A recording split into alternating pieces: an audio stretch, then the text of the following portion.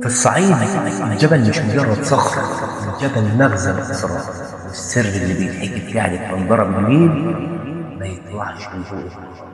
تخيل كده لو الأرض اتشقت وبلعت ناس بكنوزهم وما سابوش وراهم غير كود، مفيش حد عارف يحله لحد النهارده. الحكاية بدأت في قرية مستخبية في حضن الجبل. مجموعة شباب قرروا يفكوا شفرة سرداب قديم مدفون تحت الأرض بقاله آلاف السنين. ما كانوش بيدوروا على ذهب، كانوا بيدوروا على المعرفة.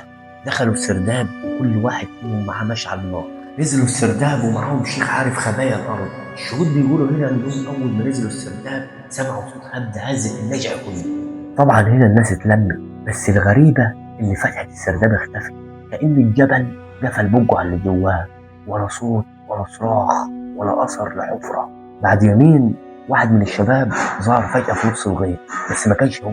الراجل شعره شايب وعينين براجة للسماء، وما بينطقش غير كلمة واحدة بالهيروغليفية معناها الوقت خلص. لما سألوه عن الباقيين شاور على الجبل وضحك ضحك خلت الدم يتجمد في عروقه.